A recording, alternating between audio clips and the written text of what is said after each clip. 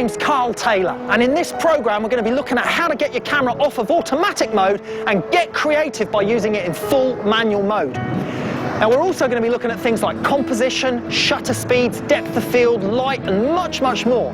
But first we need to understand the 6 essential requirements to record a photographic image, because by understanding those 6 things it's going to make photography a whole lot simpler. Now it doesn't matter whether you've got a little digital compact camera, a top-end SLR or a $50,000 studio camera, the same 6 things apply across all types of photography and all camera formats. So we're going to take a closer look at what those 6 things are.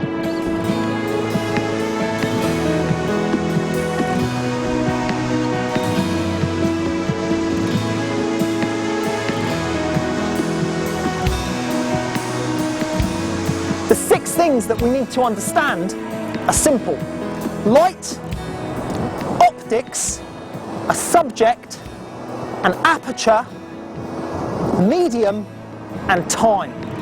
Now light is all around us. It's what we find and it's what we use for most of our photography, but there are all different types of light and we'll be looking at those in a little bit more depth later on. The subject is what we take photos of, and that's what we define as composition. Optics, well, they're quite simple. Those are the lenses that we put on our cameras and they focus the light to a particular point so that we can capture an image more easily. Now an aperture is quite simply a posh word for a hole, and we use that hole or that aperture to control the amount of light that we capture in the camera. Time, we need to have a certain amount of time to be able to record something, and we control the amount of recording time using our shutter, and that's the shutter speed. And then the medium is quite simply what we record that light onto.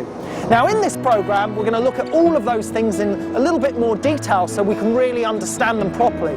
But before we do that, we're going to have a look at how cameras work.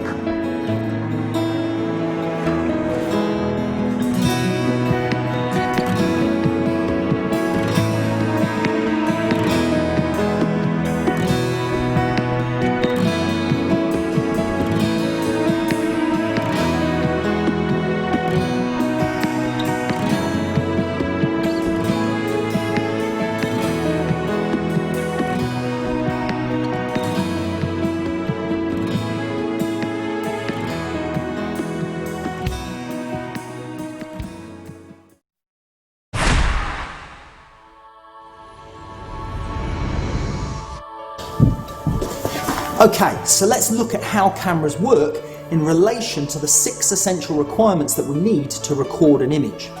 Now here I've got an array of cameras in front of me, right from this little digital compact camera here, all the way up to this high-end, high-resolution studio digital camera. Now this one here is an older film camera, probably 20 years old, but essentially the mechanics in all of them is exactly the same. So let's have a look at that. Here I'm taking the lens off, and we can do that on all SLR cameras. Now the light has to travel through the lens and through the aperture. Now the aperture is simply a hole that we can control the size of to control the amount of light. After the light has passed through that, we need it to be controlled by a specific period of time. And that time we control using something called the shutter. And we can set the shutter speed to a designated time. So I'm going to set that on this camera to 1/4 of a second, and you'll see the shutter opening and closing there for 1/4 of a second. So let's set that for a little bit longer. Let's set that to 1 second, and there you can see the light would have passed through the shutter, through the lens, sorry, and then through the aperture and through the shutter to be recorded onto the medium. Now one thing that you will notice there in the front of that camera is a little mirror. You can see the mirror there. Now that mirror is in all of these SLR cameras. You can see the mirror there as well, and there's also a mirror in this one here and in the other one there. Now that mirror is actually not part of the recording process. That mirror is just there so that we can view the image. Basically the light strikes the mirror at a 45-degree angle, bounces up and through the prism and out the viewfinder so that you're able to view the photograph before you press the button. And what happens is the mirror flips up out of the way when you actually take the photograph. There you go.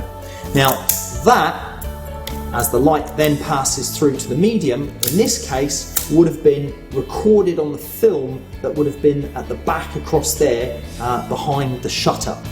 Now, on modern cameras, that film has been replaced with a CCD sensor or a CMOS chip, a digital chip to record the light instead of film. And here, if I lift the mirror and the shutter out of the way, you can see that tinted piece of glass in there. That is the CCD chip that's capturing the light and recording the image. Now, it's a little bit difficult to see in that camera, so let's have a look at it on this larger studio camera, which has got a much larger CCD chip. And in this one, I can actually detach it, and there we go. That piece of tinted glass there is actually the CCD chip that captures the light and records the image. That's the recording medium in modern day photography.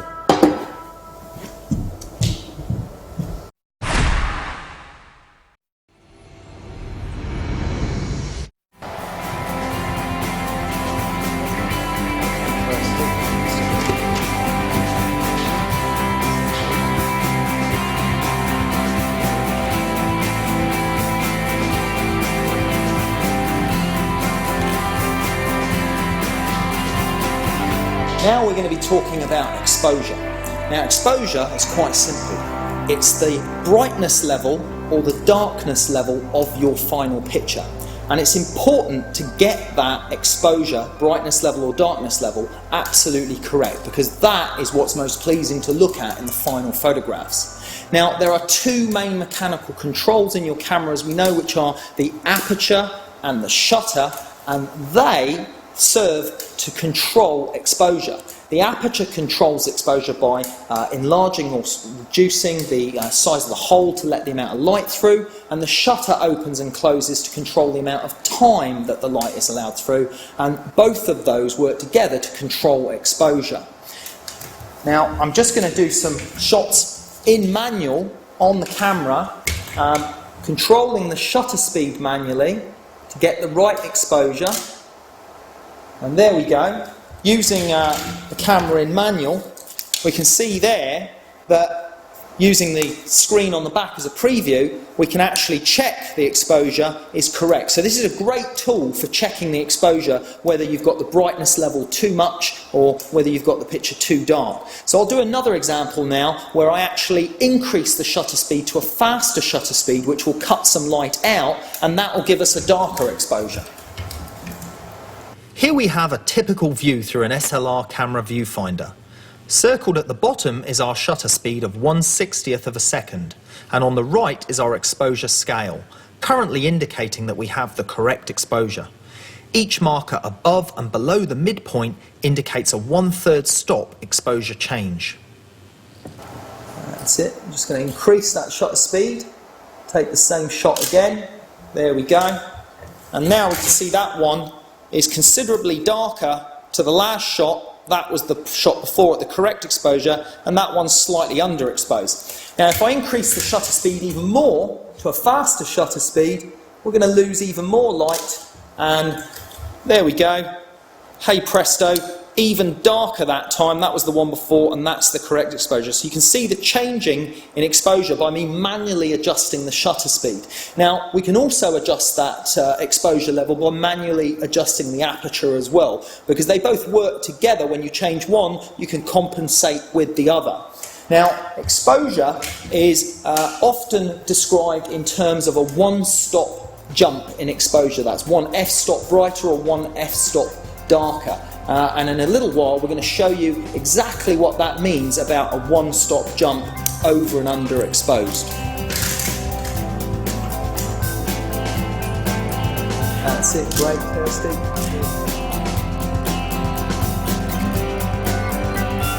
But first we need to show you how to adjust the shutter speed on your SLR camera by using the camera's main display screen and adjustment dial.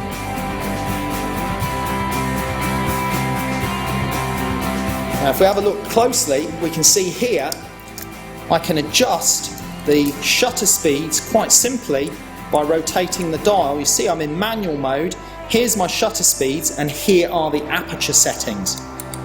Okay, so I'm changing the shutter speeds to adjust the exposure. Now, that's on this pro level SLR camera, but if we take a look at say, a more entry-level SLR camera, we can do exactly the same thing. Here's the control wheel, and here is showing me the shutter speeds, and there we can see I can change those shutter speeds manually, and that one is the aperture setting. So let's just do a quick test shot on this camera, just to prove the point that we can do exactly the same thing even on this entry-level SLR. Okay, now we can see from that one, it's not as clear as on the Pro level screen, but we can see that the image is slightly overexposed on that particular shot. And we can see that was at 40th of a second shutter speed. So what I'm going to do now is I'm going to drop that shutter speed down a little bit faster to 60th of a second to cut a little bit of light out. So let me just change that now to 60th. That's great, Kirsty, keep that there, perfect. And here we can see now we've got the exposure just about right on that preview screen there.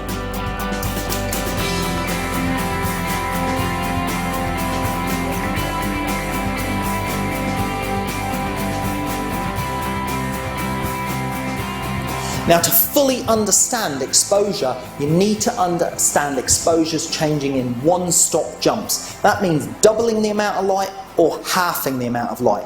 Now, to simplify that, we've prepared some graphics so that make it really easy to understand. So I'm just going to grab those.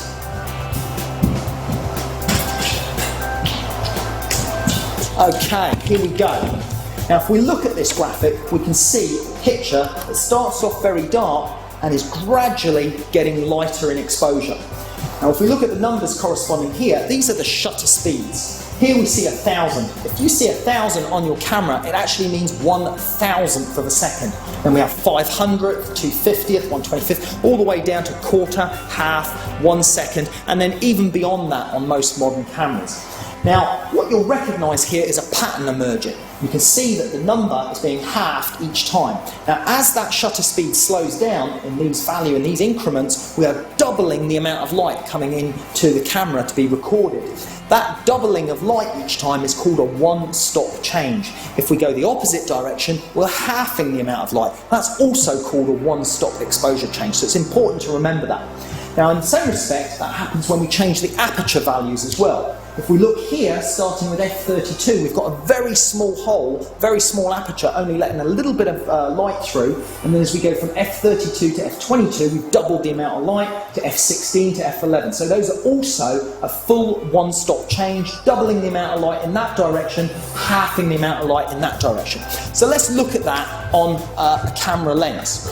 Here we've got the old Olympus lens with the aperture settings on the lens barrel itself, and you can see here f22, f16, f11, f8, some of the numbers that we just looked at. So let's look at those numbers in relation to what we can see through the lens. So if I put that in position there, we can see that the aperture is fully open, and then as I change it, we're closing the aperture blades down, right down till I get to f22 there, go back to f16, we're doubling the amount of light, to f11, doubling it again, f8, and so on. Now, on modern day digital SLR cameras, it's a little bit different. Those aperture changes are not on the lens barrel as such. Some cameras they still are, but on most of them you'll find them on the display screen. Now, earlier we showed you how we can change the shutter speeds here, and you can see that changing on the camera screen there, but here we have the aperture value and we can see f5.6. So what I need to do to change that in manual mode is hold the AV button in and then turn the wheel on the top, and then that lets us change. There we see f8, f11, f16 and f22, and if we look back at our display graphics here, you can see those numbers, 5.6, f8, f11, f16, and that is halving the amount of light in each direction. Now, what you would have noticed in that is that the actual numbers, there were extra numbers appearing in between these numbers. Those extra numbers allow us to control the exposure in 1/3 of an f-stop increment, and that's great for extra level of exposure control, but it is still really important to understand exposure changes in double the amount of light or half the amount of light, which are called full f-stop changes. Once you start to learn those full f-stop changes in exposure value, you'll really start to get to grips with this scale and that scale, and it'll start to help your understanding of exposure change much, much more easily.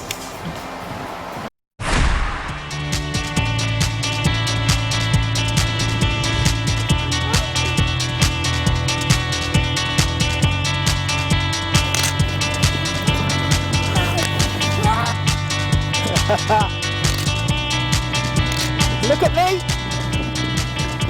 As well as controlling the amount of light that we capture onto our medium, the shutter speed also controls the amount of time that we can capture that light for. And that allows us to freeze the action or allow the action to blur for creative effect. Here we can see that the relatively slow shutter speed of 1/30th of a second is unable to freeze the action of this moving subject.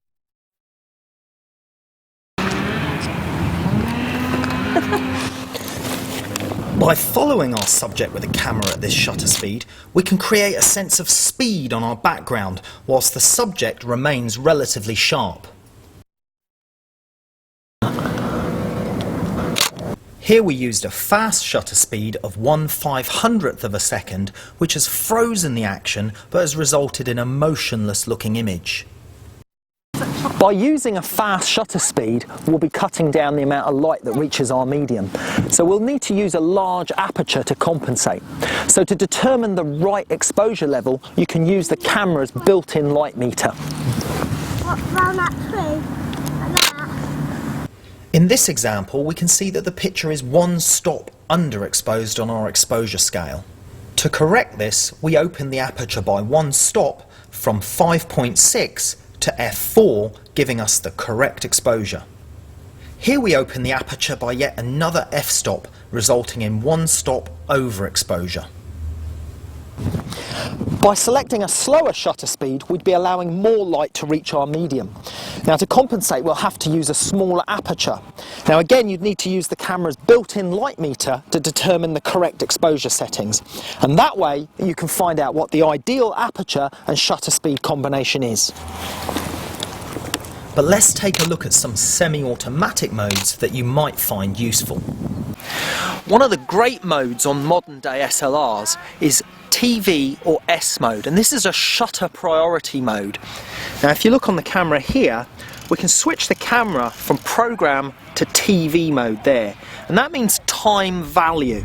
And on this camera, it's on the digital display screen, and we can change the mode, and I can switch it there to TV mode. Now in TV mode, I can select the shutter speed that I'd like to use, and the aperture will change accordingly. So this is a fantastic mode if you are sort of using the camera in half manual and you're just deciding the shutter speed and the camera will decide the appropriate aperture. But I still recommend trying to use the camera in full manual when you can, and using the camera's built-in light meter to determine yourself the shutter speed and correct aperture combination, because that will get into a much better habit of using the camera in manual for full creative control.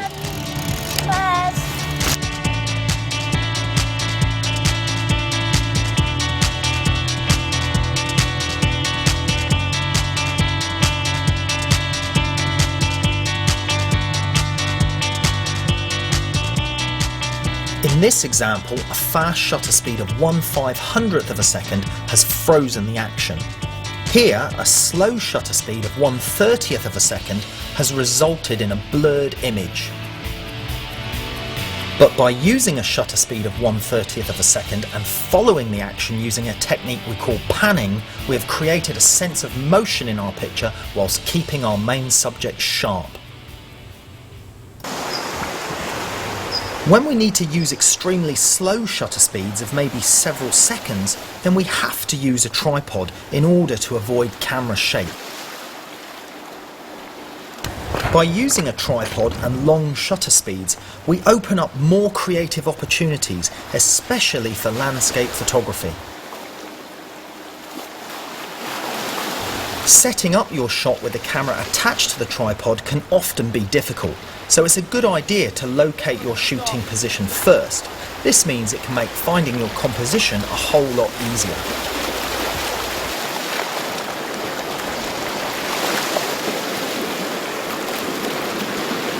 Okay, we've got a great shot set up here.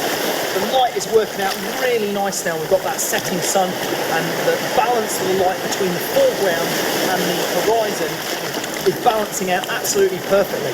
I've got a long shutter speed set so that I can capture some of the wave motion cascading around these rocks, and we're going to get some really good results of these waves are just rolling in and trickling around those pebbles, and we've got this nice gloss finish over the top of the rocks.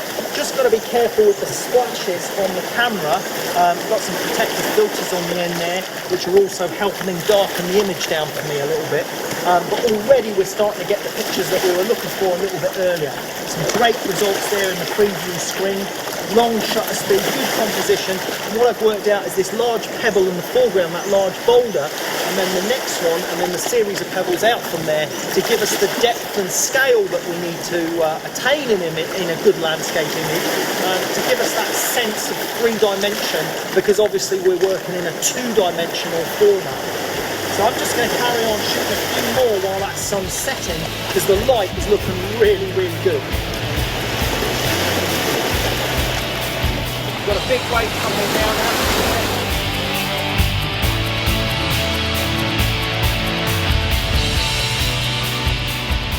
Knowing which shutter speeds will work best for capturing wave motion is often a case of trial and error.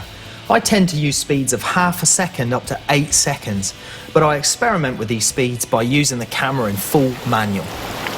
Got another big wave coming in now. It's one of the hazards of landscape photography. Right, we've got some really good results with some of those images that we've just shot there. I'm just going to see now that I've been forced back up the beach a little bit, but I'm not too worried because we've already got some great pictures in the bag. That was really good light, the sun set beautifully, the light balanced out as we expected and saturated in the sky really well. And we've got that bit of motion of the water around these lovely big pebbles and big boulders, the light glistening off it and reflecting. Fantastic finishing shot. I think it's time to go home now and have a cup of tea.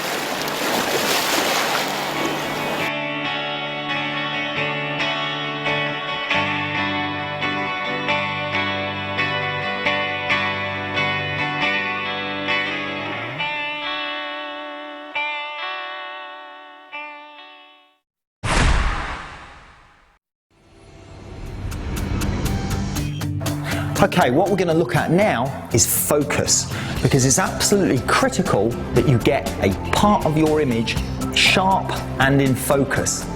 Now there are two ways you can do this. There are autofocus or manual focus. Now on manual focus you'll find a setting on the lens here where you can flick it from AF to MF, that's autofocus to manual focus, and then it allows you to control the focus distance manually. You'll find that on this entry-level SLR camera as well. Autofocus to manual focus switch there, which then allows me to control the focus here. And then on this older film camera, this is manual focus only, which means we have to adjust the focus like so. Now you'll see a series of numbers around the lens barrel here, and those indicate the focus distance. Okay, so let's go back to autofocus on this camera, and I've got a series of pens lined up in a row going off into the distance, and I'm going to focus on the front pen so that you can see there's a difference in focusing at this point and focusing at the end point. So let's start off by focusing on that red pen.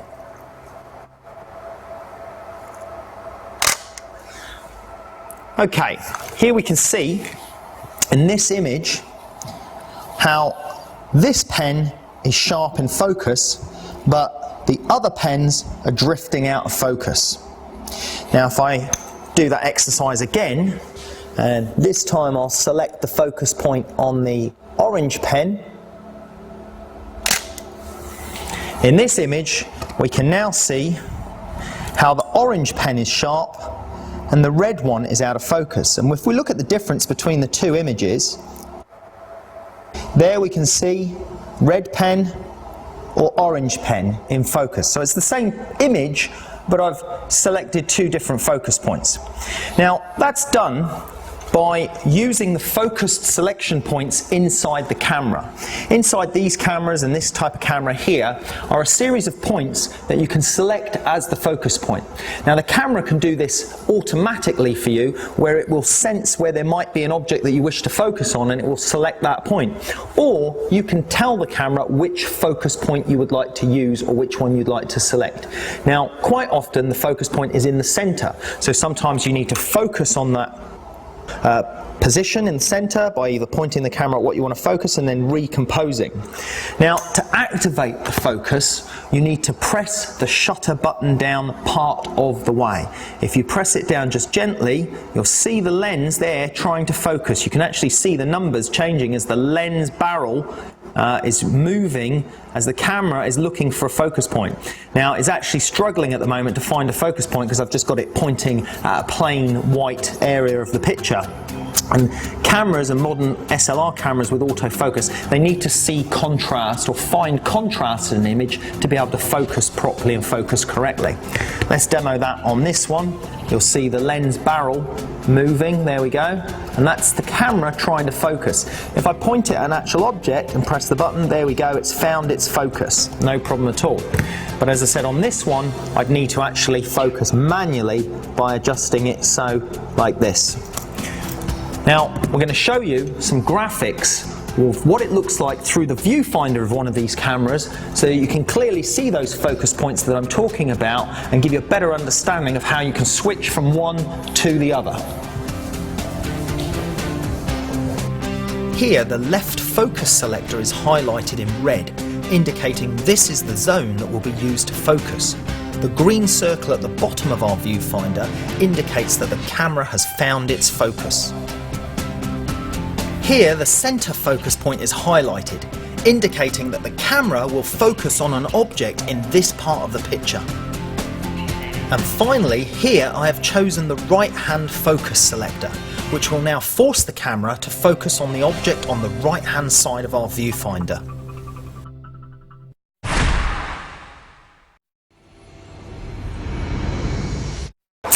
Now that we understand about focus and focus point selection, the next thing we need to cover is depth of field and apertures. Now we've already looked at apertures and what an aperture does. We know that the aperture is a hole that we can control the size of to control the amount of light coming through. But the aperture also serves another creative process, and that is depth of field. Now to demonstrate what depth of field is, if I focused on this pen here, on this line, and this was my focus line along here, and these pens were out of focus, I'll just do that, and I'll use an aperture that is fully open.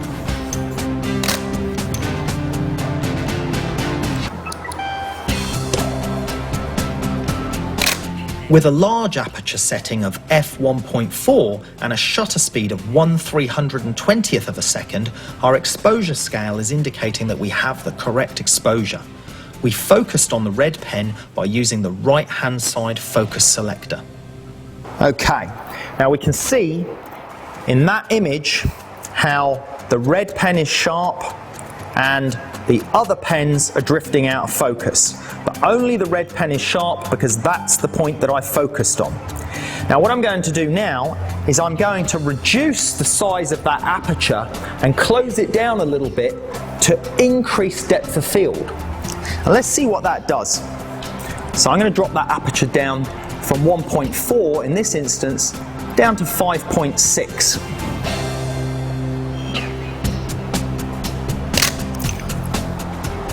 Right, now you'll find it very difficult to see the image because it's become a lot darker as I've dropped the size of the aperture and shrunk that down and reduced the amount of light coming through.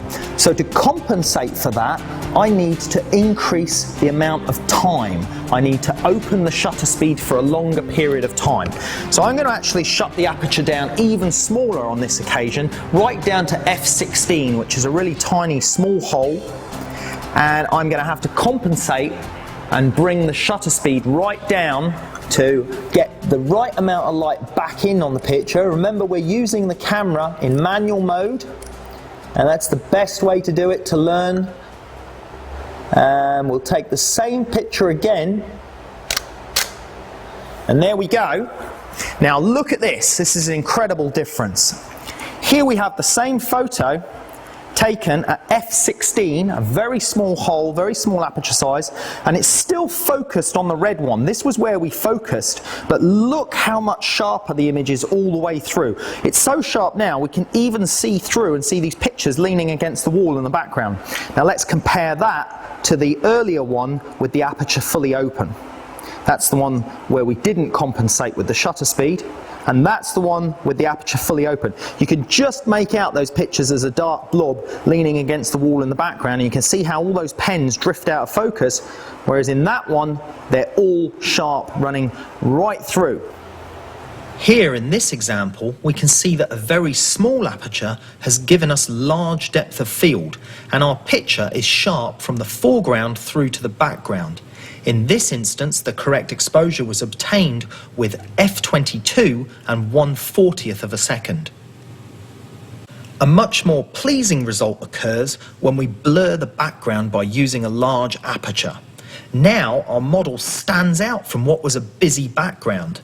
To do this, I open the aperture to a larger size at f2.8. This let considerably more light through, so to keep the exposure correct, I selected a much faster shutter speed. So if we had a focus point here, this was where we focused along that plane, and our focus range ran from about there to there with the aperture fully open. Now as I shrunk that aperture down, the depth of sharpness increased way back here and all the way forward here.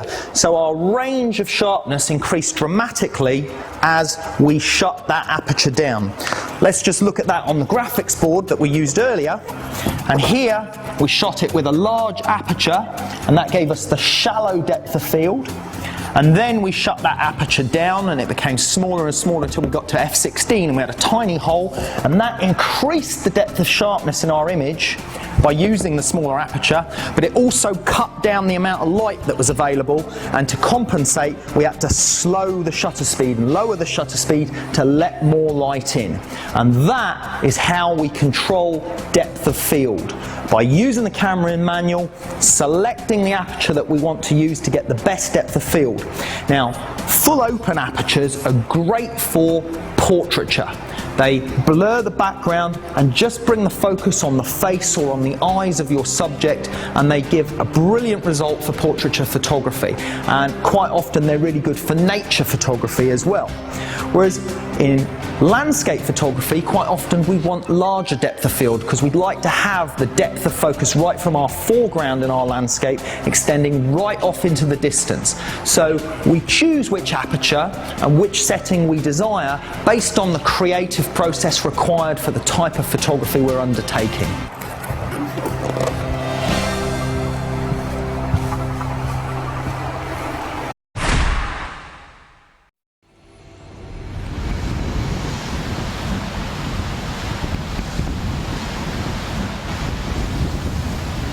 When photographing the coast, remember to respect the sea. Check the tidal conditions and that the area you intend to shoot will be safe. There's a shot over there that we're going to nail absolutely peachy creamy as a landscape shot at sunset. Yeah, but where the tide is, I think given another hour or so, might be up another metre, and in about an hour's time hopefully the light will be getting about right, maybe an hour and a half. But there's the side face of the rocks and all the fissures in the rocks that are going to be catching the warm light, and there's a couple of rock gullies and there's this lovely green seaweed, and I think when the tides come up to the right level there's going to be some water swaying and swirling over the top of these rocks and that green seaweed, and I don't think we'll get cut off there. I've had a good look around, so I think it's okay. And the sun should drop down to about the right position. I mean, we're lacking a little bit in the sky in terms of clouds and things for a bit of colour, but I think we'll get a really nice warm light on the rock face, so I think that'll be a good place to set up.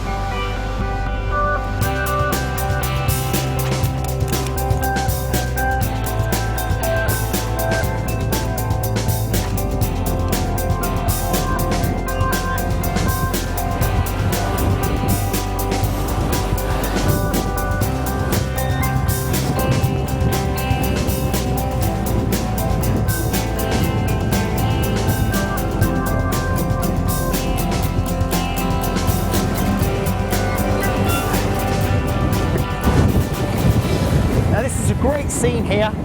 Everything's set up. The tide's rising a little bit fast for my liking, and the swell's putting some waves over the rocks, so I'm going to have to be careful with the camera equipment, but we've got some good movement in the waves, some good motion. And I'm just really waiting now for that light to fall a little bit so it's not quite as intense, because as it drops and it gets lower down on the horizon, it's got more atmosphere to cut through, and that'll reduce its intensity and it'll give us a more balanced overall light and hopefully a more pleasing picture. So we're just going to hold on for a little while until it's a little bit closer to sunset.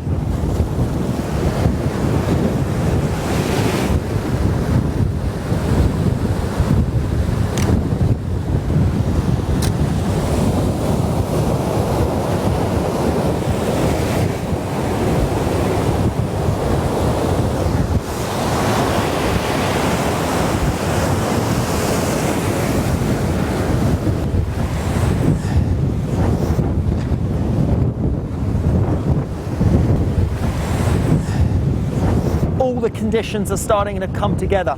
We've got great light on the water, a lot of movement in the water as the rising tide is swelling up and cascading over these rocks. Hopefully we're going to capture some of that motion. We've got a beautiful light on the side of this rock and coming off of this green seaweed in the foreground. I'm just trying to set up the right composition now, and hopefully we'll get something come out of this magical scene in front of us. We just have to be a little bit careful, because with the rising tide we have to be a little bit careful of these waves as they're coming up towards us, as you can see.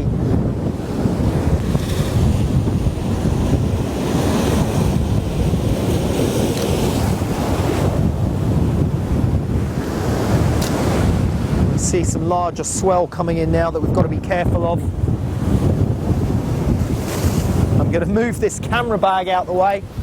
There's a lot of value of equipment inside that. And then I'm going to be ready, if necessary, to grab my camera and tripod and basically leg it. I think any moment now that sun's going to break underneath and we can see rays of light emanating out of the clouds, which looks really nice. I need to get a little bit of water coming up onto these rocks, and with the wave surges and swells that are coming, that keeps happening from time to time, but we have to be quite careful that we don't get a large swell come in and basically get us soaking wet and damage the camera equipment. So it's all working out quite nicely. I've got quite a good composition, I'm quite pleased with it, and I'm just really waiting for that right moment with the light and the waves moving up onto the rocks like that. And we're using a shutter speed now at the moment of about, I think it's 4 seconds. And that'll capture some of the motion in the waves as they're moving around over the rocks there. So I'm just going to keep shooting here. Here we can see the sun just coming out now on the underside of those clouds, which will add that little bit of sparkle that we need to the shot, and hopefully pick up a little bit of light on the edge of these rocks here.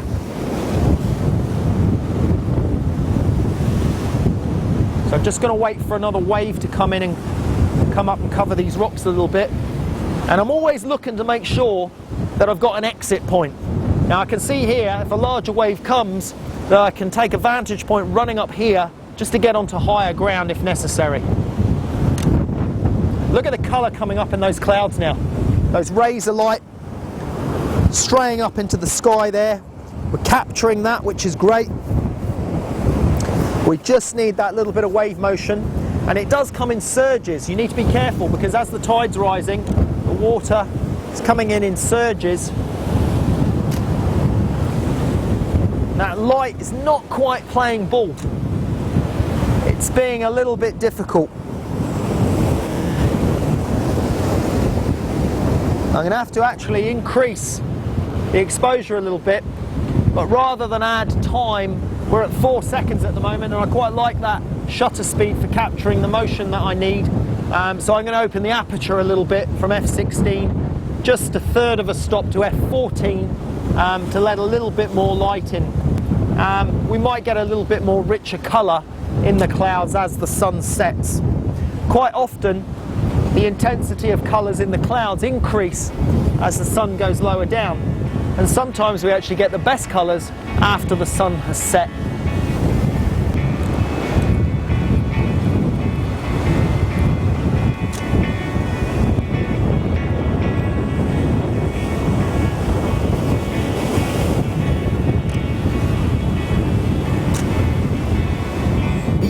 useful to keep an eye on the conditions and know when it's time to go home. I'm out of here.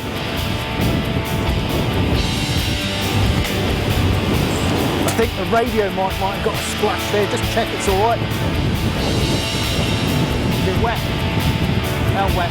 You wipe it off with that cloth.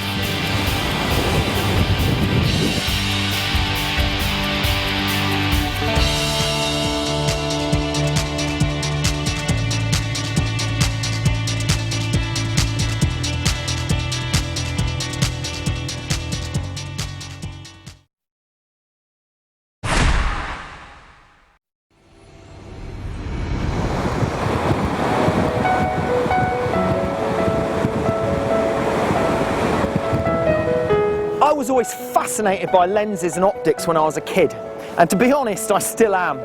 I was always amazed at how lenses could magnify things that were far away and bring them right up into view. So what are lenses and optics? Well, quite simply, they are pieces of glass that have been shaped and polished to magnify and focus the light so that they're usable optical instruments.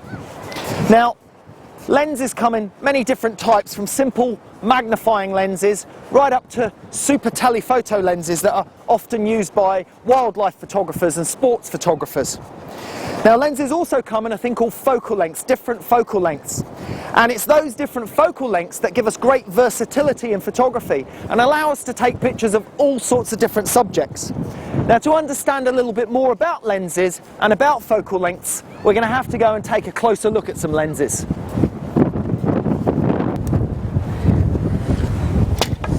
So, let's find out a little bit more about lenses and focal lengths. Let's have a look what I've got here in the old camera bag. Right, here we've got what's called a fisheye lens. This is a super wide angle lens, fisheye category lens. This one actually is just a little bit above that. It's a super wide angle lens, but not what's called a fisheye lens. And this one's actually a zoom lens and allows me to zoom from super wide angle and zoom up to wide angle. Next step up would be this one. This is a standard lens, and this one has a very wide aperture. Now, we've looked and learnt about apertures a little bit so far, and that's a great lens for gathering lots of light because it has a wide aperture. This next lens is what's called a short telephoto lens, and these are ideal for portraiture because they give a really natural looking appearance on people's faces, and the perspective on them is very flattering on people. This is also a really wide aperture lens, which means it can also gather a great amount of light. And then moving up the range here, I've got a telephoto lens, and this one's a zoom lens from 70 to 200, and that is not as big as a super telephoto. We're going up to 400mm for super telephotos, but I also have here a 2x converter, which is a great little accessory for putting with this lens to double the power of the lens. Now, one of the disadvantages of that is that it will lose a couple of stops of light, but it's great for getting that extra power. So all of these lenses allow us to do different things, and they all offer us what's called a different angle of view. So let's go and take a look at what we're talking about with angle of view. Let's imagine that's my camera lens, and here's my camera body, and I'm here taking the photos. Well, a fisheye lens would allow us to view from right out here to right out here. A super wide angle lens would allow us to view from right out here to say right out here. So it's still a really wide angle of view. And then going up to a standard lens will probably let us see from out here to out here. A short telephoto from out here to out here, so that's giving us that angle of view. And then super telephotos are a really narrow angle of view, just from about there to there. So the super telephoto lenses give us a really tight view and a highly magnified image. So when we're thinking about lenses, we're thinking about them in angle of view. The higher the number of the focal length, the narrower the angle of view. the lower the number, the focal length, the wider the angle of the view. So let's shoot some examples with our model and we can compare the results from using different lenses. That's it, good.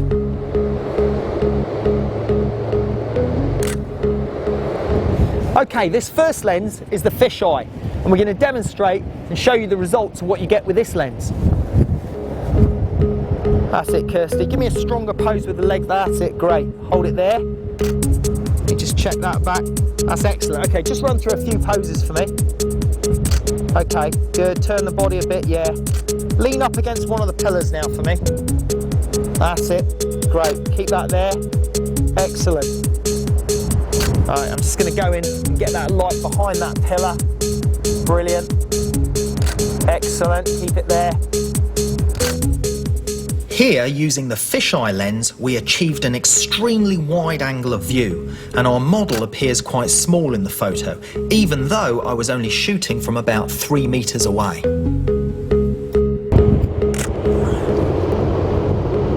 That's good. Keep that there. Stay there, Kirsty. That's good. Go. That's it. Beautiful. Keep it there. Great. In this shot with the wide-angle lens, notice how our angle of view has changed and our model has become larger in the photo.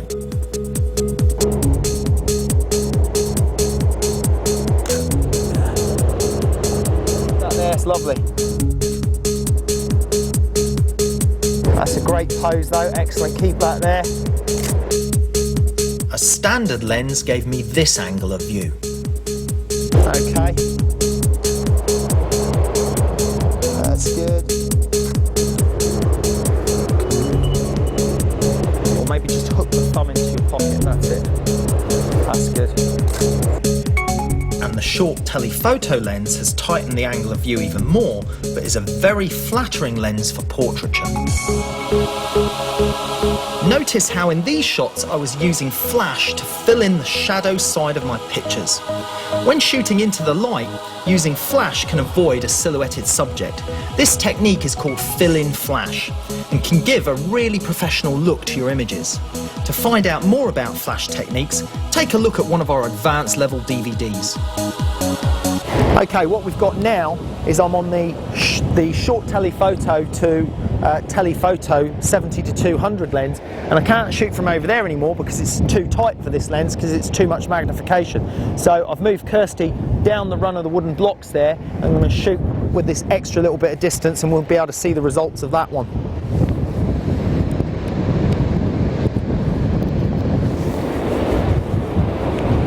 That's great, Kirsty, keep that there.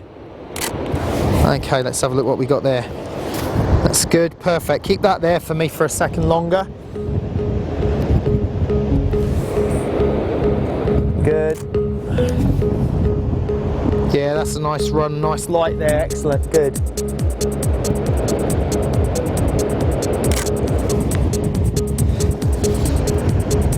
Yeah, that's really nice.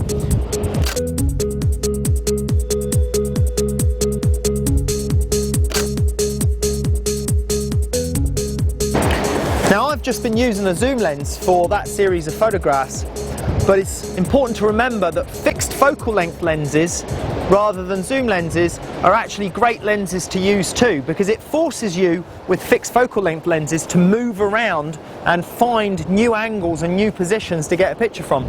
Sometimes zoom lenses make you a little bit lazy with your photography, and while they're great and while they're quite versatile, remember that fixed focal length lenses are a really good lens to use. They often also have a larger maximum aperture, which is great for gathering more light. And the other benefit of fixed focal length lenses, as well as the maximum aperture, is the fact that quite often they're cheaper than zoom lenses.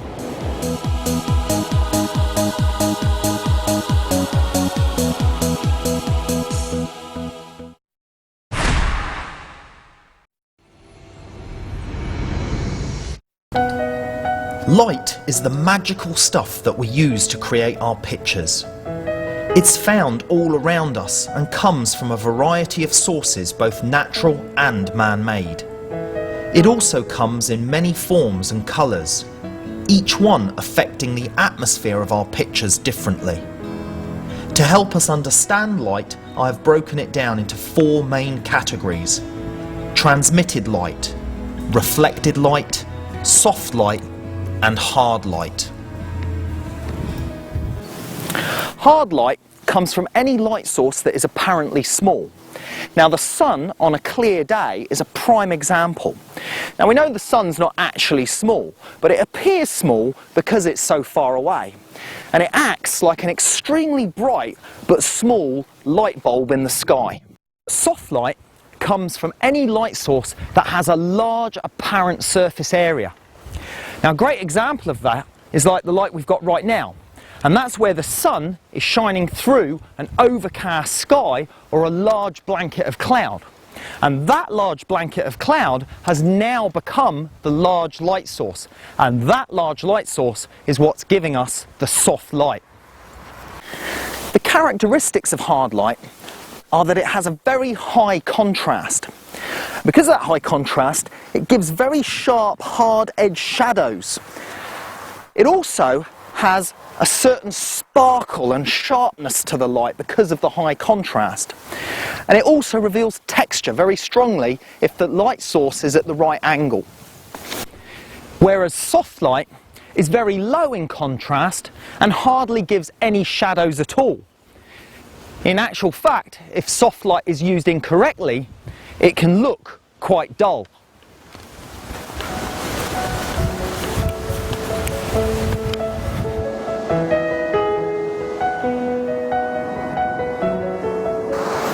So, what type of light is best for photography? Well, right now is what photographers call the magic hour. And that's because it has all the magic ingredients. We've got soft light from this large light source above us, which is the sky. But we've also got hard light from the sun, which is setting over there, and it's cutting through the Earth's atmosphere, so it's reduced in intensity to a much more manageable level. And by combining hard light and soft light, it makes the photographs much more interesting. Now, to add to that, we've also got transmitted light, and that means we can see the light source in the picture. Plus, we've got reflected light reflecting off the surface of the water and off the wet sand. And by putting all of those things together, we're going to get a fantastic image. And if I can just get this piece of driftwood to stay still, I think we're going to get the shot that we want. That's coming together really nicely. Just going to move that over a little bit. Some beautiful reflections off of the bit of wood. It's a little bit too close.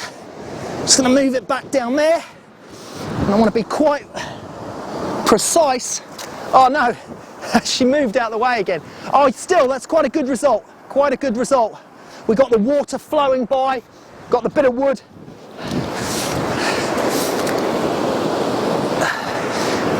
As you can see, sometimes you need to get your feet wet to get the best shot.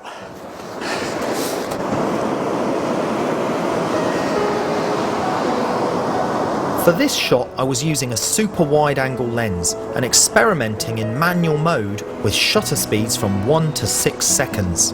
I used a small aperture for maximum depth of field. To balance the light in the sky with my darker foreground, I used ND filters.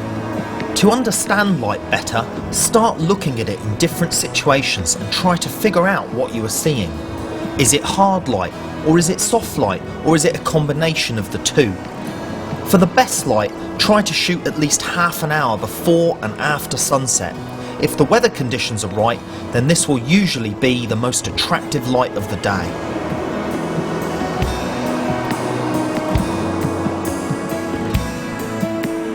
Try a couple more shots before we pack home, and I can change out of these wet socks and shoes.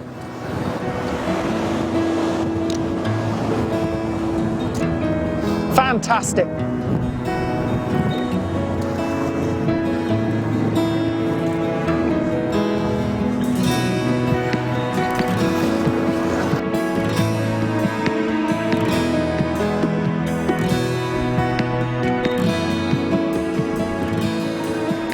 The magic hour is not the only time or light that we can shoot in. You can even take advantage of hard light at midday by shooting indoors. I'm going to show you how you can create stunning portraits with nothing more than a window and a reflector for lighting.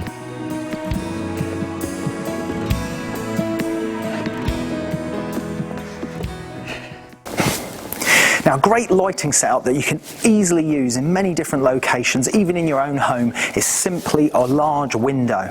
Now here, we've got Vicky modelling for us, and we're using this large window light to illuminate soft light all the way down the side of Vicky's face. Now, one of the problems when you just side light like this is that the other side of the body will be in shadow. Now, a great way to get around that is simply to use a reflector, and reflectors are great tools. Now, you can get a variety of different reflectors. This one here is a commercially available reflector that just pops open like that, and you can take out on location with you. And then if you look at Vicky's face here, you'll see the difference that that reflector makes as I put that light in and out of the shot like so. So a huge difference. Now it's silver on one side and it's white on the other, so the silver side gives a harsher light. But if you don't want to use a reflector like that, you can even use something as simple as a piece of white card like this. Here I've got a little bit of white board, just a bit of white foam board, and again, watch the result here, what we can do there. So this side of the face is dark and in shadow. Simply bring the white board in and we've got a great reflector, great fill-in panel to illuminate that shadow side for us. So very simple technique, large window, nice soft light, beautiful for portraits, fantastic for portraits, and then simply a reflector on the other side to fill in the shadow side. So I'm going to get Vicky leaning in against this window, and then we're going to use a couple of different reflectors and we're going to see what results we get. Okay, Vicky.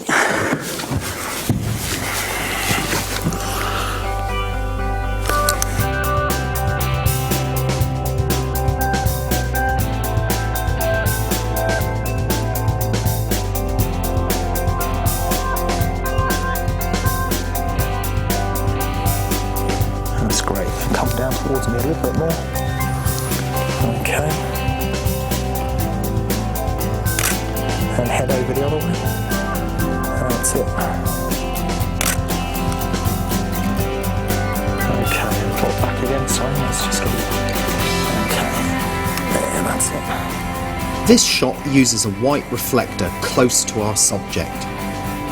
Here the reflector is further away, resulting in less fill light and more shadows. In this shot, no reflector was used at all. And in this shot, the white reflector was close to our model. Shot. That's it. That's good. Great. Okay, just give me a little hint of a smile there, Vicky. That's it. Good.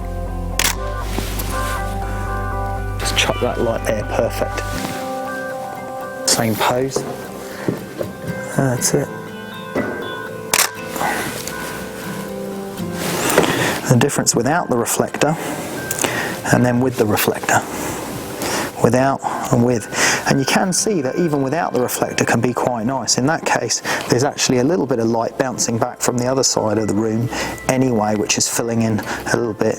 And then on the one with the reflector, it's almost a bit too strong. So I think what we'll do, Fab, is just get you to go in with the white card this time, but just go from a little bit further away. It's a much softer light, which is fantastic for filling in all those creases in Vicky's face.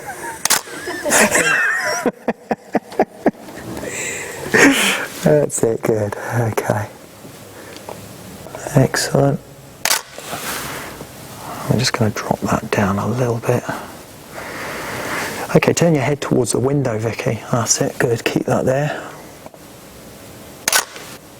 That's lovely. You can see from this that the surgeon is going to have to do the reconstructive work around about here, and then probably shrink the nose a little bit, expand the head. Lift those up. Yeah, lift those up. Maybe make your fingers longer so that they drag on the floor like an orangutan, which would probably suit you quite well. Far off. But yeah, so I think it's worked out quite nicely.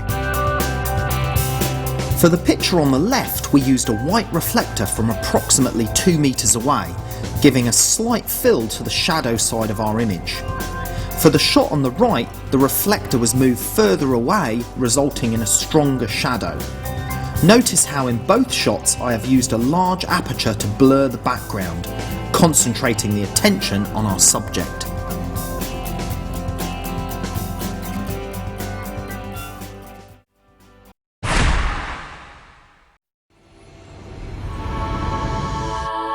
Resolution, formats, megapixels, medium, ISO. It all sounds a bit confusing when you're starting out in photography, but don't worry, it's fairly straightforward. The medium is simply the device that we capture or record light onto. Now traditionally it was film, like this, but more commonly now it's a CCD chip, and we get CCD chips inside our digital cameras like this one here. ISO is the sensitivity to light of our recording medium. So just as different films came in different sensitivity to light, our CCD chips can be adjusted in sensitivity to that light.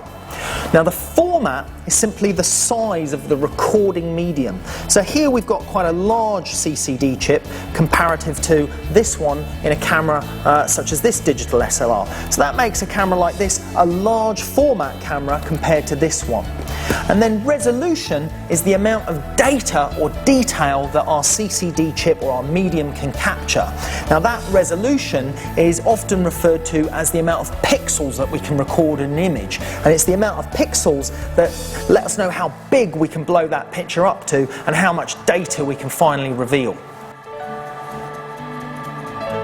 Now to give you a better idea of what a pixel actually is, I'm going to zoom in on this picture and show you the area that makes up one pixel.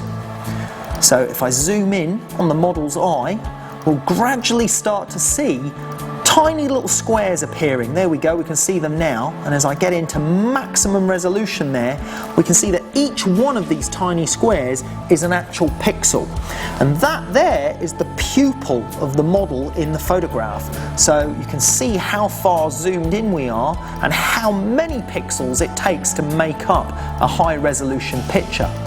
Now cameras come in different amounts of pixels. Here we have an 8 megapixel camera. Now a megapixel means 1 million pixels. So this camera can record an image of 8 million pixels that make up the final photograph. Here we have one that's 22 megapixel, 22 million pixels. And then we can go even higher than that with these studio cameras that have got about 40 or more megapixels of data. Now, to give you a better idea of what megapixels mean on different cameras and to show you the results, I'm going to shoot a little experiment so that we can compare the different megapixel counts in the pictures.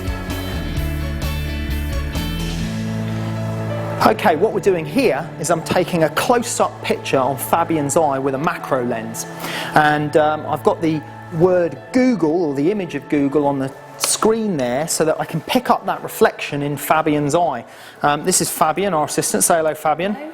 And we're going to get a very highly magnified shot of her eye. I'm going to take that on this 22 megapixel camera, and then I'm going to repeat that and take it on this 8 megapixel camera, and then we'll be able to compare the results of those different megapixel counts.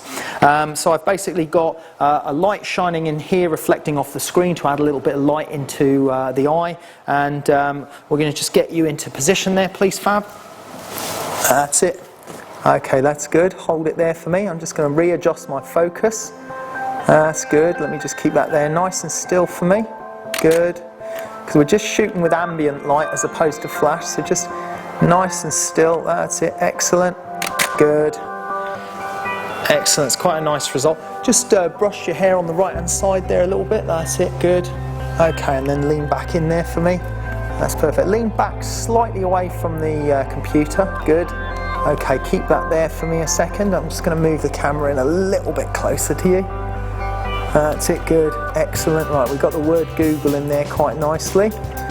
Nice and still, Fab. That's it. Good. Okay, stay still for me so I can just adjust the focus on your eye, because I've got the reflection of your eyelashes in the eye. Nice and still. Stay still.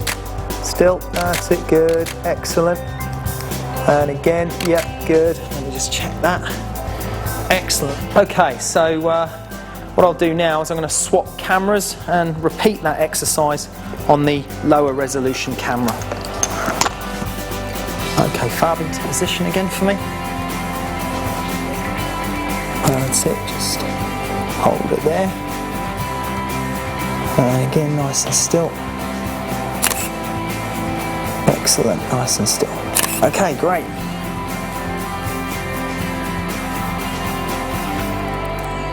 Once you've taken your photographs, you need some way of looking at them on your computer system. Now, your camera would have come with some software that would allow you to do that. And you can attach your camera directly to your computer with the cabling that comes with it, and that will allow you to plug in a lead like this directly into your camera to transfer the images from the camera to the computer and view the images in the software that was provided with your camera, or with alternative software that's also available. Another method of taking the images from the camera is to take the camera's memory card out of the camera like so, and then we can take the memory card and we can transfer the information from a card reader such as this one by plugging the card into a memory card reader like so, and that is also an alternative method of taking the images across to the computer.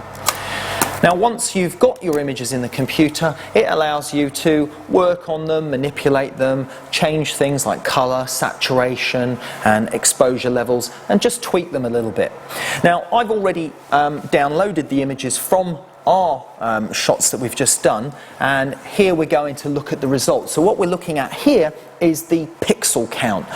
We're going to see the difference between the 8 megapixel and the 22 megapixel camera, just so we can get an idea of what sort of quality level we're talking about in difference between two different resolutions like that. So first of all, on my right I have the 8 megapixel version, and we can see that's giving a really good result. I'm just going to zoom out. We've got the word Google reflected nicely in the eye, just as we wanted. We've got a nice glow from the light on the hair there, and the glow from the computer screen is also being picked up on the face. Very shallow depth of field because we're working at a very high magnification, and at higher magnifications we do end up with shallower depth of field. If we look at the 22 megapixel, I'm just going to put that into full screen mode here, and just look at that quality of that image. Isn't that fantastic? I'm going to zoom right in. There we go. Look at that. Superb. Right into the letter G there, and bear in mind that's just a reflection in the eye. Now we're starting to get into the individual pixels. There we go. We're right in there. Each one of those is a pixel. This image is made up of 22 million of those little squares. And we zoom out, we can see how much detail has been captured in that shot. Absolutely fantastic. Now, if we compare the results of the 22 megapixel and the 8 megapixel, let's have a look how much resolution, how much data has been captured. So if I zoom in now on that one, I'll bring this one up to the same level. You'll see that the tonal range in the 22 megapixel one is a lot smoother and a lot cleaner. Here we can start to see a little bit noise, a little bit less data has been captured. There's a little bit more artifacts appearing in our image. If we zoom in a little bit further, let's go into about, actually let's go back one click there and zoom in on that one. Here again you can see clearly the smoothness on the edge of our reflected letter G here, and it's a little bit more jagged on that one. But bear in mind that is still a stunning result for an 8 megapixel camera, because if I look at the whole image, this is the 8 megapixel version image, whilst it's slightly more noisy, slightly more deteriorated in quality than the 22 megapixel, it's still superb and would allow you to blow up the image to at least a 16 by 20 inch print and give you a really good result. So there we can see perfectly acceptable result even with an 8 megapixel camera. Now when it comes to image quality, it doesn't just stop with pixels and megapixels. One important factor to remember is ISO. Now ISO is the ability to change the sensitivity to light of our digital sensor in our camera. It allows us to boost its sensitivity so that we can capture more light than we would be able to capture at the standard setting. Now in the old days when we were using film film came in different sensitivities to light. So you'd have a 100 speed film, a 200, a 400, an 800 and so on. Now on digital cameras you can change that sensitivity just like you did with changing the film, but you can change it at any moment you like when you're shooting with a digital camera. And you simply access the camera's menu, go into the ISO setting, select set, and then you select the ISO speed that you'd like to work at. So you're selecting the sensitivity to light of the sensor, of the CCD chip that you'd like to work with. Now on this particular camera here, it's changed in a slightly different method. They're all different, but they have simply somewhere where you can push ISO and you can change the numbers to choose the required ISO setting. Okay, now you're probably wondering, well, what use is that to me? What advantage is using different ISOs? Well, ISO, as I said, allows us to shoot in different lighting conditions. If we were shooting with a standard ISO and the light was very low, we might find ourselves with a slow shutter speed and already at maximum aperture. Now, if that was the case, we might find ourselves in a situation where we're not able to even take the picture because we don't have a tripod, we can't shoot with any slower shutter speed as the result would give us camera shake in the shot, and we can't choose a more larger aperture because we're already at maximum aperture. Now, by changing the ISO to a more sensitive setting, we can boost the amount of exposure that we're getting. So it's like increasing the amount of available f-stops, increasing the amount of available exposure. So when we change from a 100 to a 200 ISO, we've doubled the amount of light that we can capture. So it's like opening the aperture by one full f-stop. If we go from 200 to 400 ISO, we've doubled the amount of light that we can capture again. So changing from 100 to 200 to 400, to 200, 400, 800, 1600. So changing from 100 to 1600 ISO will allow us 4 f-stops of extra available light to shoot with. Now that can make a huge difference when we're taking pictures. In this instance, when we were doing these shots, I was shooting at 200 ISO at about an 1/8 of a second. Now, an 1/8 of a second was very slow if we were shooting handheld. It wouldn't have been feasible, especially on such a close-up macro shot as these. But as you saw, we had the picture braced, the camera braced on a tripod, everything was kept solid in place. So an 1/8 of a second was actually okay for this. But if we had increased the ISO from 200 to 1600, that would have given us 3 stops more light to work with, and that would have taken our shutter speed from an 1/8 of a second to a 15th, to a 30th, to a 60th of a second. So you can see how important and useful ISO boost can be for us. It allows us to find a shutter speed that we can actually work with when we're shooting in difficult conditions. Now, you're probably wondering why. If that's the case, why don't we shoot with higher ISO settings all the time? Because if it gives us extra light and it gives us the ability to work in lower light conditions, then why not take advantage of that in all circumstances? Well, it's a good point, but there is a problem with higher ISO settings, and that is a slight degradation in the quality of our image. When we boost the sensitivity of the CCD sensor, we actually deteriorate the image quality by a little bit. Now, to show you that deterioration, I shot some of those pictures earlier at both different ISO settings, one at 200 ISO and one at 1600 ISO. Now, if we look at the results, you'll see quite clearly here on the left, this is the 8 megapixel camera, and this is it with the 200 ISO, and on the right this is the 1600 ISO version at 8 megapixel. Now you can just see on this one that the grain and noise in the image is slightly greater than it is in that one, but it's still a very good result considering. But if I zoom in a little bit further, you'll start to see now quite a lot more noise appearing in the image. And if you look at the word Google reflecting in the eye there, here you can clearly see a breakdown in the pixels. They start to get a lot more noise in them, a lot more color distortion, and the image doesn't have that smoothness that our 8 megapixel version has there. So that is the trade-off in quality when we boost the ISO. However, if we look at the 1600 ISO image in full screen, We can see there, yes, it does have quite a bit of noise in the shot, but if we zoom back out, we can still see that at that sort of size there, it's still a very usable image. So whilst we do suffer degradation in image quality, it's important to remember that sometimes by boosting the ISO, it will allow us to actually capture a shot that we might not otherwise have been able to.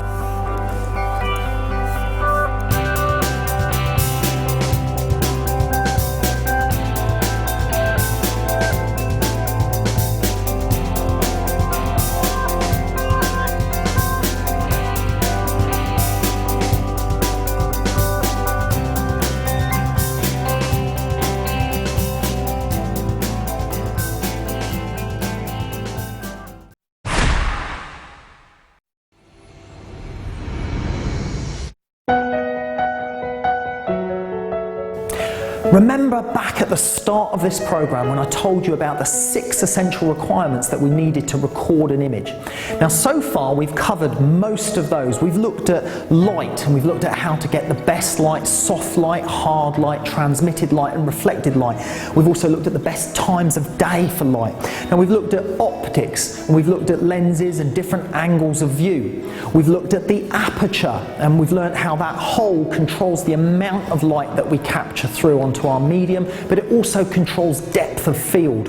We've looked at time and how we use the shutter speed to control the amount of time that we capture and how we can use that for creative effect, or whether we freeze action or whether we blur the action by using long shutter speeds.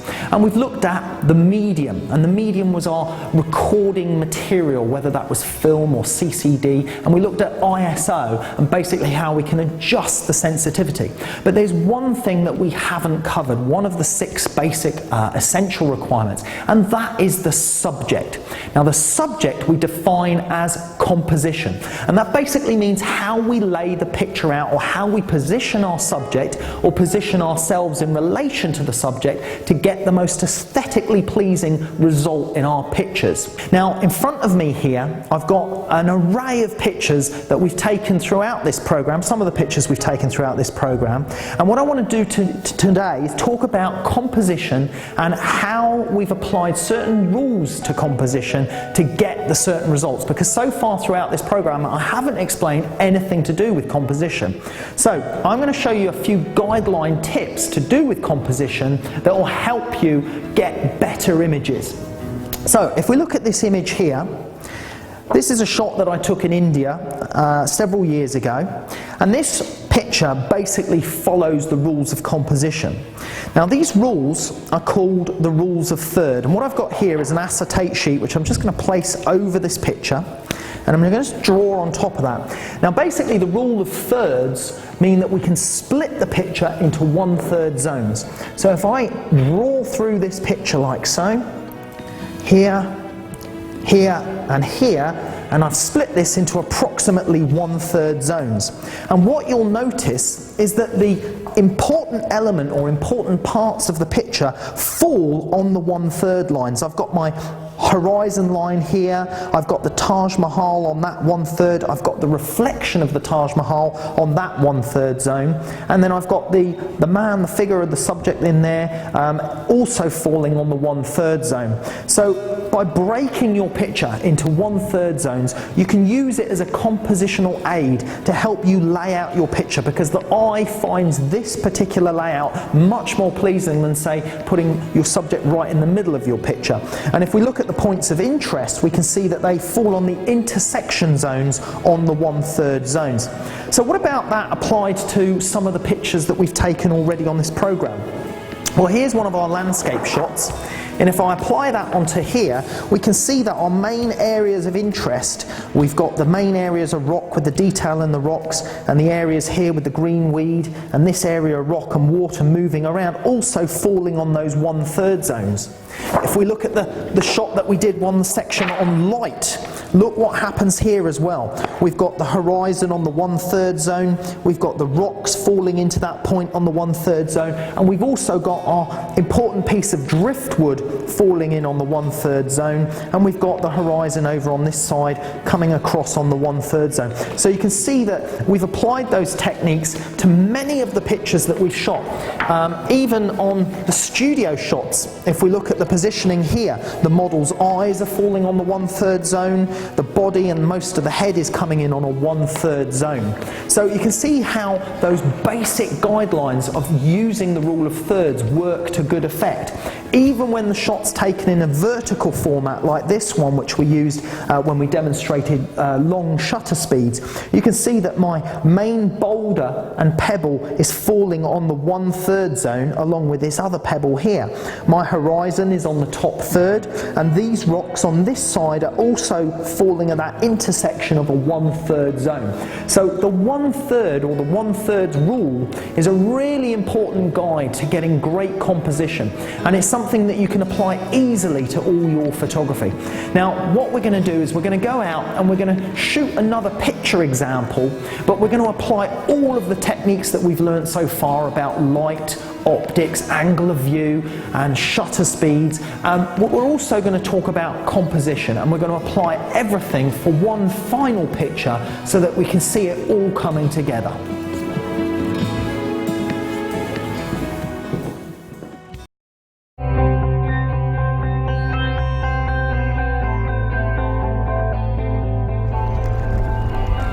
This fantastic location has lots of angles, clean lines and interesting architecture that will help create great composition. Here I'm using one of my assistants to work out the composition of my shot. This way I will have a good idea of what I'm going to shoot when the model is ready. Okay, so what I've got here is fantastic composition.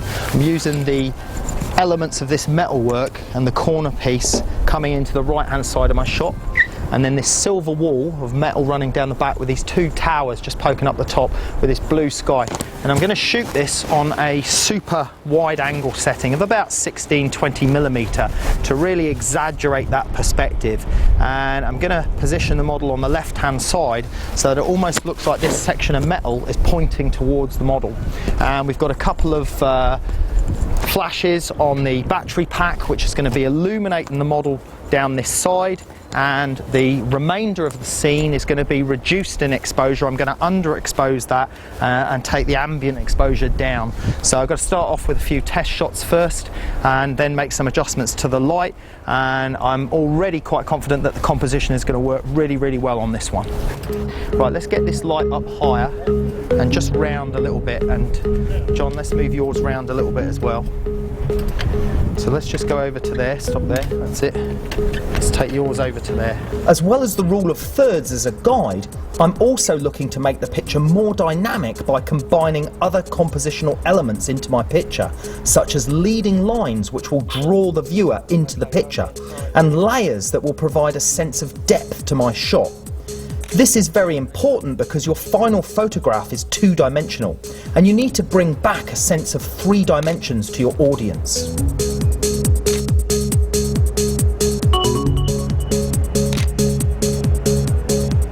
Good. As well as depth, I'm also looking to create an interesting balance of subjects and an unusual balance of light to invoke a slightly surreal scene. Here I'm using flash to help achieve that, but you could also use reflectors to bounce the light back into the shadow side of your subject.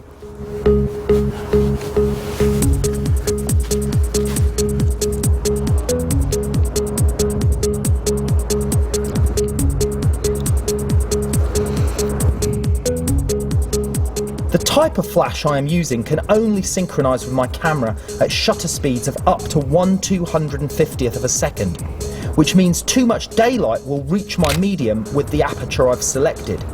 So I'm using neutral density filters to bring my daylight exposure down to a manageable level.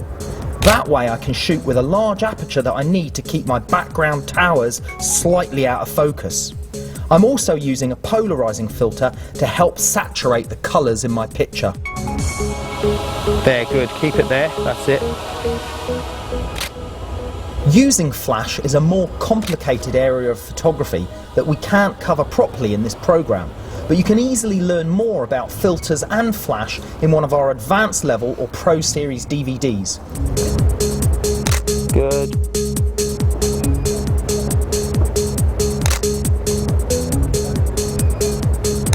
Okay, great. Right, just relax for a minute. I'm just gonna check what we're getting.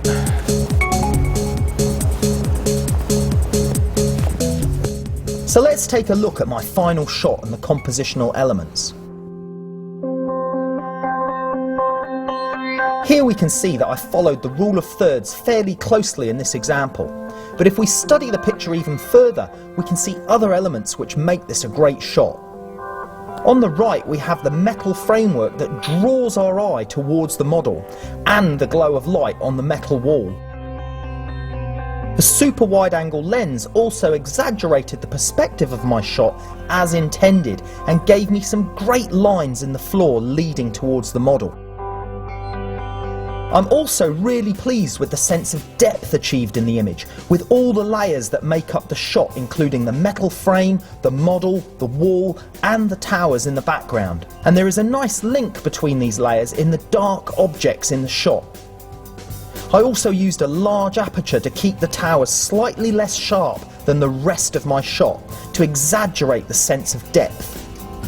The angle of the wall with its leading lines helps achieve scale as it draws away into the distance.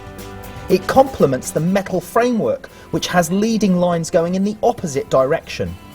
All of this exaggerated perspective has been achieved by using a super wide angle lens. I also chose a dress that had a slightly metallic sparkle to complement the large metallic surfaces in the image, and the simplicity of fairly neutral colours helps the eye and brain digest the information more easily. Often, good composition is a complex process made to look simple. People viewing the final picture don't necessarily know why they like it, it just has a feeling about it that captures their imagination. More complex composition is something that does take time to learn, but the more you practice, the easier it gets. Often it's a case of going with your instincts on what feels right, and while some people have a more natural ability at identifying good composition, it is still something you can learn. Thanks for watching, and good luck with your photography. Remember to get out there and practice what is a fascinating subject, or may even one day become your future career. Mastering photography takes persistence and practice. Stay with it and look forward to these and many other inspiring lessons in future editions of the Ultimate Photo Guide Digital Photography series.